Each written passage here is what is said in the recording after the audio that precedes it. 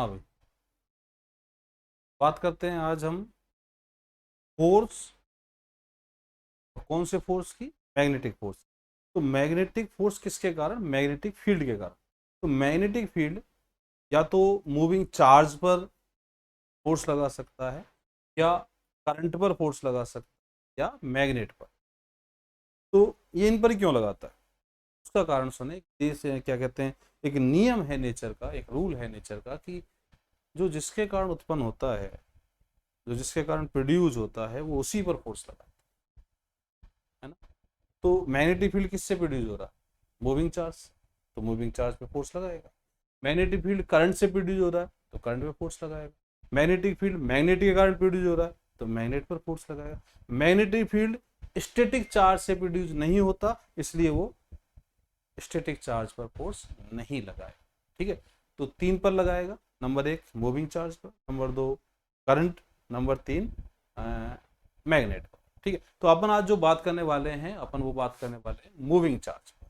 ठीक है, तो मैग्नेटिक फील्ड मूविंग चार्ज पर जो फोर्स लगाता है, जिसको मैग्नेटिक फोर्स कहते हैं, वो इतना होता है। यहाँ पे देखें क्या हो रहा है कि यहाँ एक मैग्नेटिक फील्ड है और इस डायरेक्शन में मैंने यूनिफॉर्म बनाया जानबूझ के, नॉन यूनिफॉर्म भी हो सकता है। तो कैसा ही मैग्नेटिक फील्ड हो, ये मैग्नेटिक फील्ड है और उसमें एक चार्ज प्लस, प्लस मैं ले लेता हूँ, चलो रहने दो इसको प्लस।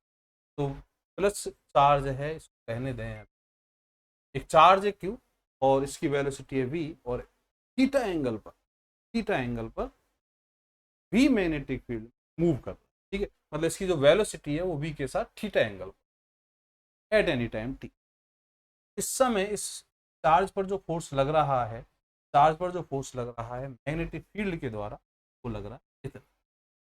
इसका फॉर्मूला अपन को याद करना पड़ेगा। तो क्यू वी क्रॉस वी, थोड़ा सा उल्टा मत कर देना, बी क्रॉस वी नहीं, वी क्रॉस बी। ठीक है, और इसका मैग्नीट्यूड की बात करें तो मैग्नीट्यूड हो गया एफ बराबर Q V V sine theta. Theta क्या है? Theta is angle between V and B. ठीक है, चलिए, तो ये हमको याद करना है। अब आगे यहाँ पे जो Q है, थोड़ा सा Q पे अपन को गौर करना पड़ता है।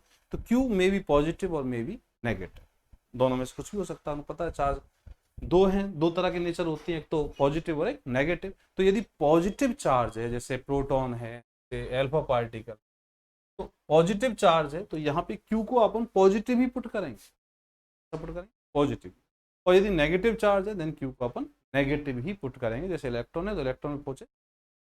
इसका मतलब यहाँ से एक साफ साफ हो गया, एक साफ साफ बात हो गई कि पॉजिटिव चार्ज पर फोर्स और नेगेटिव चार्ज पर फोर्स हमेशा एंटी डायरेक्शन में।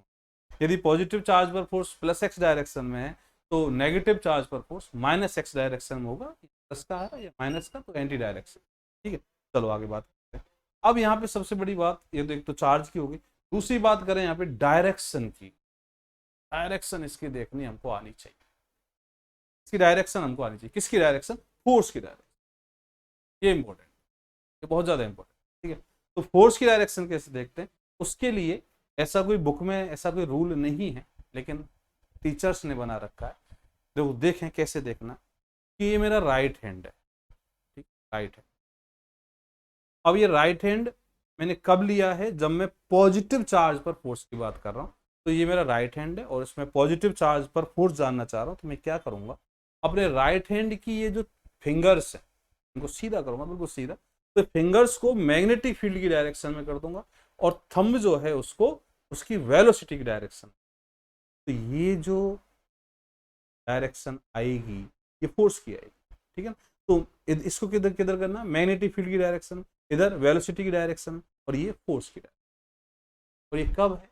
जब हम पॉजिटिव चार्ज पर फोर्स देख रहे हैं। यदि हमें नेगेटिव चार्ज पर फोर्स देखना, तो हम लेफ्ट हैंड काम करें। ठीक है, तो मैंने यहाँ पे बनाया है कि उंगलियां, फिंगर्स जो हैं वो मैग्नेटिक फील्ड डायरेक्शन में, थंब वेलोसिटी की डायरेक्शन में। तो ये जो पाम है, हथेली है, वो अपन फोर्स की डायरेक्शन। ठीक है, लेकिन ये किसके लिए? पॉजिटिव चार्ज के लिए। यदि नेगेटिव चार्ज हो, तो नेगेटिव चार्ज के लिए अपन क्या काम में लेंगे? अपना लेफ्ट हैंड काम में लेंगे। तो लेफ्ट हैंड क्या, लेफ्ट हैंड तो सेम वही कहता है कि ये फिंगर्स मैग्नेटिक फील्ड की डायरेक्शन में, ये वेलोसिटी की डायरेक्शन में, देन दिस फोर्स की डायरेक्शन। तो ये ऐसे बना। ओके, ठीक। तो यहाँ पे एक तो क्यू का ध्यान रखना है, क्यू पॉजिटिव नेगेटिव, दूसरा डायरेक्शन अपन को आनी चाहिए। अब नेक्स्ट बात करते हैं कि यदि ऐसा हो कि चार्ज की जो वेलोसिटी है, चार्ज एंटर मारा किसमें, मैग्नेटिक फील्ड, और उसकी जो वेलोसिटी है वो मैग्नेटिक फील्ड की डायरेक्शन में हो, मतलब उसकी लाइन पर हो, या तो थीटा बराबर 0 पर हो या थीटा बराबर 180 पर हो, तो क्या होगा, तो कुछ नहीं होगा। यदि मैग्नेटिक, जैसे मैंने बनाया है यहाँ पे फिगर, मैग्नेटिक फील्ड इधर है और इधर ही चार्ज एंटर मार गया इसमें, या इसके एंटी डायरेक्शन में एंटर मारता, इसी लाइन पर एंटर मारता, तो थीटा बराबर 0 होता है, 180 होता है। दोनों के बीच में वेलोसिटी और मैग्नेटिक फील्ड की जो एंगल है वो या तो 0 होता है या 180 होता, देन फोर्स 0 आए। और जब फोर्स 0 है तो वेलोसिटी कोई चेंज नहीं होगा। फोर्स 0 है, एक्सेलरेशन 0 है, न्यूटन कहता है एक्सेलरेशन 0 है, देन वेलोसिटी में कोई चेंज नहीं होगा। वेलोसिटी में नो चेंज का मतलब ना तो उसका मैग्नीट्यूड चेंज होगा, ना ही उसकी डायरेक्शन चेंज होगी। तो जैसा है चार्ज वैसा रहेगा, जिधर जा रहा था उधर ही जाता रहेगा, मतलब कोई डिफ्लेक्शन नहीं आएगा, उसका पाथ स्ट्रेट लाइन था, स्ट्रेट लाइन ही रहेगा। ठीक है, तो यहाँ पे फोर्स नहीं लगेगा, एक्सेलरेशन नहीं होगा, वेलोसिटी में चेंज नहीं होगा, डायरेक्शन चेंज नहीं होगी, वेलोसिटी का मैग्नीट्यूड चेंज नहीं होगा, तो उसके पाथ में कोई चेंज नहीं आएगा, नो डिफ्लेक्शन, उसका पाथ स्ट्रेट लाइन। ठीक है, दूसरा अपने एक बात करते हैं कि यदि ऐसा हो जाए कि उसने एंट्री मारी, ये थोड़ा सा समझने की बात, उसने एंट्री मारी लेकिन एंट्री मारी 90 पर, तो उसकी जो वेलोसिटी है वो मैग्नेटिक फील्ड से 90 डिग्री पर एंट्री करते सर, ऐसा बोल रहे हैं। ठीक है, तो एंट्री जब वो कर रहा है तो उसकी जो वेलोसिटी है वो मैग्नेटिक फील्ड से 90 के एंगल पर है। तो मैंने दिखाया है यहाँ पे कि ये मैग्नेटिक फील्ड है और वेलोसिटी इस डायरेक्शन, एक्स वाई नहीं बनाई। ठीक है, तो वेलोसिटी इस डायरेक्शन, तो 90 का एंगल बन गया। 90 का एंगल बन गया तो जैसे ये, अब मैंने पॉजिटिव चार्ज लिया थोड़ा समझने के लिए, तो देखें यहाँ पे अपन को क्या करना है, लिया मैग्नेटिक फील्ड में और ये वेलोसिटी थंब की डायरेक्शन, ये देखो ये मैग्नेटिक फील्ड, ये थंब वेलोसिटी, तो फोर्स ऊपर की ओर आएगा। तो जैसे ही ये एंटर मारेगा फोर्स किधर लगेगा, ऊपर। तो चार्ज पर फोर्स ऊपर लगा, वेलोसिटी इधर है। अब मुझे थोड़ा सा एक्स वाई बोलना पड़ेगा। तो वेलोसिटी मान लो एक्स डायरेक्शन में और फोर्स जेड डायरेक्शन में, फोर्स जेड डायरेक्शन, दोनों परपेंडिकुलर हो। अब दोनों परपेंडिकुलर जब हो जाते हैं तो यहाँ पे क्या होता है कि भैया वर्क 0 हो जाता है, और वर्क जब चार्ज पर 0 हो गया तो इस फोर्स की औकात नहीं है कि वो उसकी काइनेटिक एनर्जी को चेंज करे, क्योंकि वर्क के कारण ही काइनेटिक एनर्जी चेंज होती। ठीक, तो ये फोर्स वर्क ही नहीं कर रहा, तो वर्क ही नहीं करे तो काइनेटिक एनर्जी चेंज नहीं करेगा, और जब काइनेटिक एनर्जी चेंज नहीं होगी चार्ज की, तो चार्ज की स्पीड भी चेंज। लेकिन न्यूटन कहता है भैया फोर्स है तो एक्सेलरेशन है, फोर्स तो लगेगा। ठीक है, और फोर्स मैक्सिमम और लगेगा, फोर्स लगेगा और वो भी कितना, maximum, Q T T sine 90। अब तुम साइन 90 बोल रहे हो यार, मैक्सिमम बोल रहे हो, 90 पर साइन मैक्सिमम होता ना, तो 1 हो गया, तो फोर्स कितना लगेगा, मैक्सिमम क्यू, फोर्स तो मैक्सिमम लगना है, तो पक्का। तो न्यूटन कहता है कि ठीक है यार, ये फोर्स वर्क नहीं कर रहा तो काइनेटिक एनर्जी में चेंज नहीं होगा, स्पीड में चेंज नहीं होगा, वेरी गुड। लेकिन फोर्स है तो एक्सेलरेशन तो होगा, बिल्कुल, और एक्सेलरेशन होगा तो वेलोसिटी चेंज होगी, और वेलोसिटी जब चेंज हो रही है, वेलोसिटी का मैग्नीट्यूड, वेलोसिटी की डायरेक्शन, मैं क्या बोल रहा हूं कि ये चेंज नहीं होगा क्योंकि काइनेटिक एनर्जी चेंज नहीं होगी। ठीक है ना, ये चेंज नहीं होगा क्योंकि काइनेटिक एनर्जी चेंज नहीं होगी, क्योंकि वर्क 0 है। लेकिन फोर्स है तो एक्सेलरेशन है, तो वेलोसिटी चेंज होगी, तो फिर किसको चेंज होना पड़ेगा, वेलोसिटी डायरेक्शन।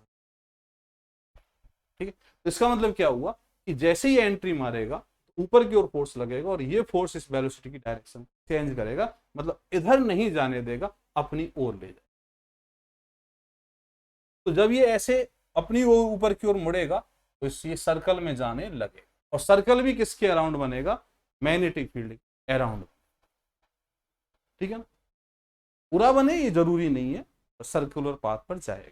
ठीक है, तो मैंने यहाँ पे एक बार और समझाया इस बात को कि ये मैग्नेटिक फील्ड है जो परपेंडिकुलर है अंदर की ओर, ये जो प्लेन है इस प्लेन के परपेंडिकुलर अंदर की ओर है। अब यहाँ पे एक चार्ज एंटर कर रहा प्लस का, इस डायरेक्शन में वेलोसिटी है, मैग्नेटिक फील्ड अंदर है तो पॉजिटिव चार्ज ले रहा हूँ, राइट हैंड काम में लूंगा। ठीक है, तो मैग्नेटिक फील्ड अंदर, वेलोसिटी इधर, फोर्स ऊपर, तो जैसे ही फोर्स ऊपर लगेगा इसकी वेलोसिटी थोड़ी सी टेढ़ी हो जाएगी,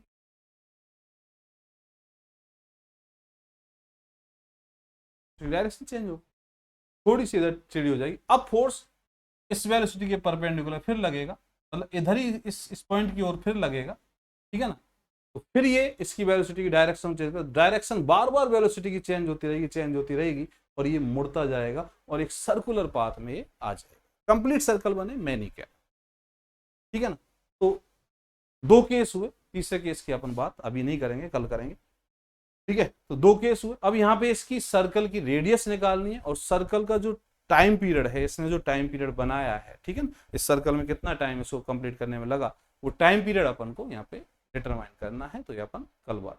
ठीक है, धन्यवाद, नमस्कार।